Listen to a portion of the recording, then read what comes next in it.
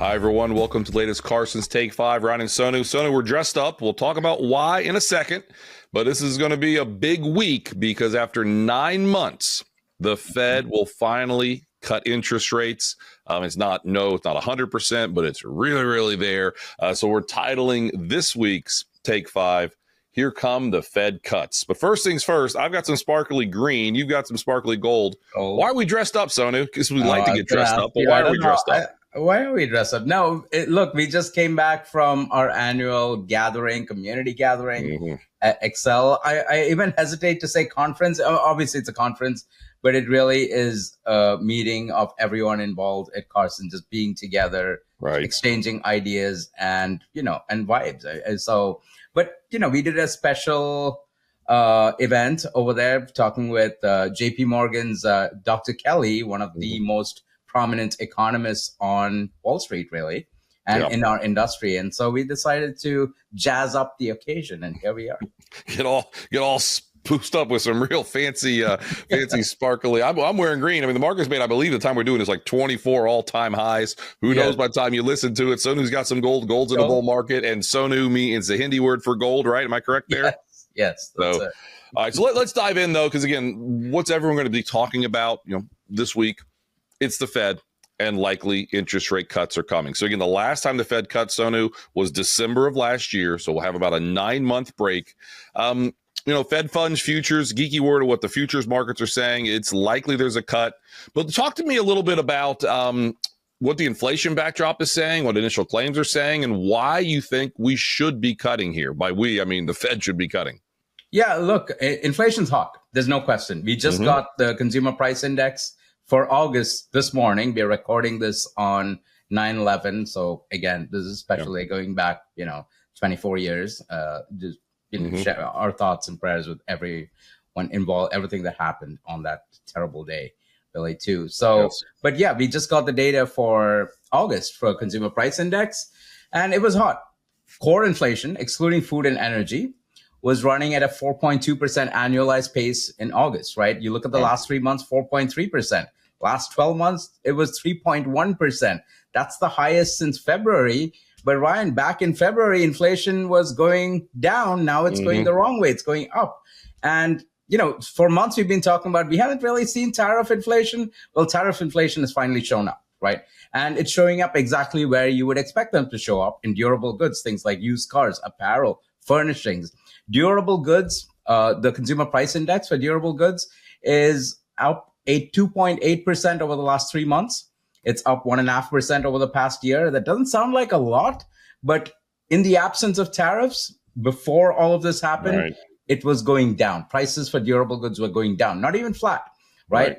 Now, what the Fed's going to look at is that, okay, tariffs are, should lead to transitory inflation, right? It should be a one and done event. Now, it's not going to show up in CPI or in the official government tax as a one and done event. It'll probably show up over the course of several months, but it should pass. It should be transitory. And that's what they're going to argue and say, you know what? At the same time, we have a weak labor market, right? We saw that payrolls were weak in August, right? We just got initial claims for unemployment benefits jumping much more than expected. So that's a little scary because that's a leading indicator of the labor market. That tells you that more people got laid off last week and filed for unemployment benefits, right? So the Fed's going to say, you know what?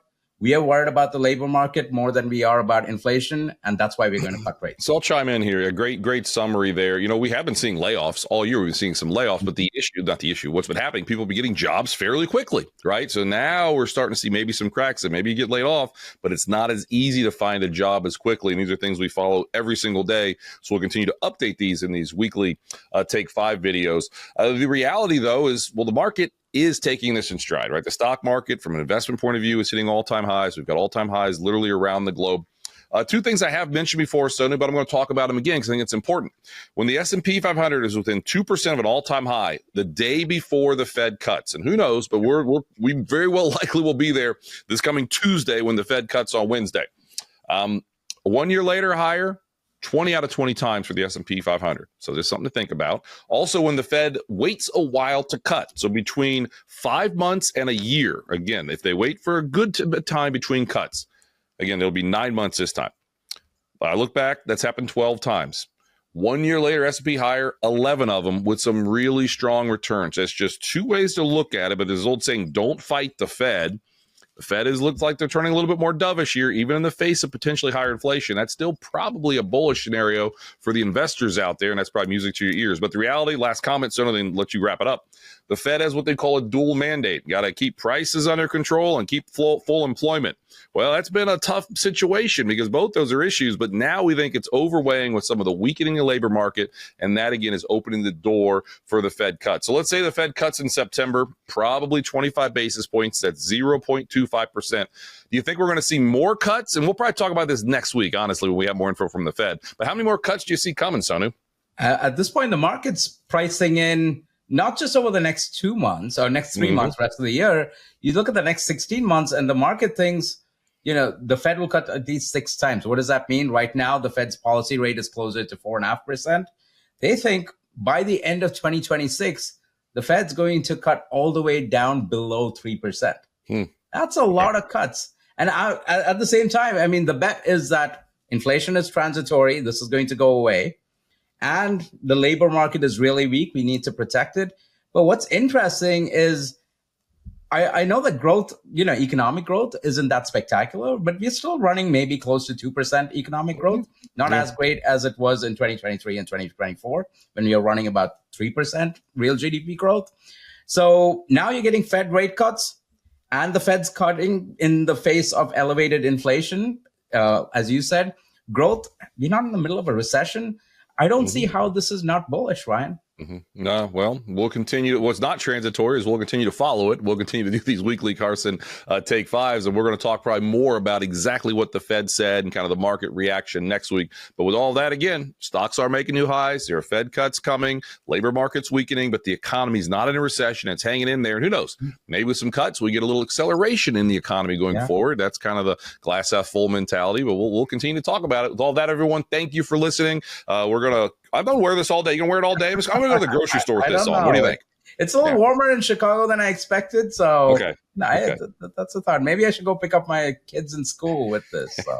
They'll probably think Halloween came early. Yours are young enough they wouldn't care. If I picked up my freshman in high school wearing this, he might kill me. Anyway, so all right, everybody. I think my kids would get a kick out of it. Yes, I was going to say they would, but do that in about 3 years. Your daughter won't be. She won't be. Dad, what are you doing? Anyway, all right, everybody. We'll see you next week. Take care, everyone. Thank you.